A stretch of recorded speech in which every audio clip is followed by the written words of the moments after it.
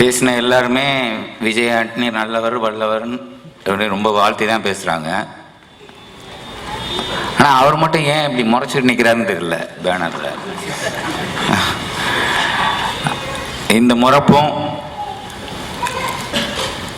இந்த கம்பீரமும் படத்தில் இருக்கும்னு நம்புகிறேன். அவருக்கு என்னுடைய வாழ்த்துக்கள். நிர்மல்குமார் அவர்களுக்கு என்னுடைய வாழ்த்துக்கள். குறிப்பாக சினிமோட்டோகிராஃபர், ஆர்ட் டைரக்டர் எல்லாருக்கும் என்னுடைய வாழ்த்துக்கள். அப்புறம் ஷாம்,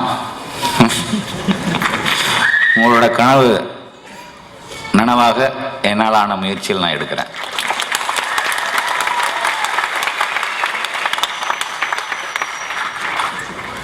ஏன்னா அந்த 6 மெழுகுவர்த்திகள் அந்த படம் பார்க்க தவறிட்டேனே தவிர, அதுக்காக அந்த பையன் எடுத்துக்கிட்ட ஸ்ட்ரெயின், அந்த கண்ணு வீங்கி போய் இந்த ரொம்ப கொடுமையாக இருந்துச்சு பார்க்கறதுக்கு. அப்படிப்பட்ட டெடிக்கேட்டடான படத்துக்காக கடுமையாக உழைக்கிற ஆர்டிஸ்ட்டுகளில் தான் நான் ஒர்க் பண்ணுறதுக்கு நான் ஆசைப்படுவேன்.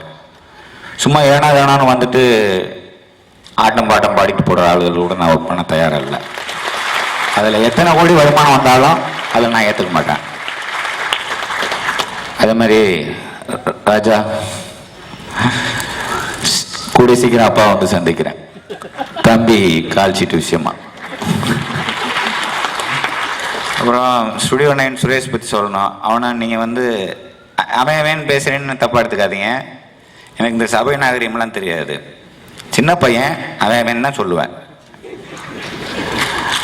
அவனை டிஸ்ட்ரிபியூட்டராக பார்த்துருக்கீங்க, ப்ரொடியூசராகவும் பார்த்துட்டீங்க. ஒரு நடிகனா என்னோட அடுத்த படத்தில் பார்க்க போகிறீங்க.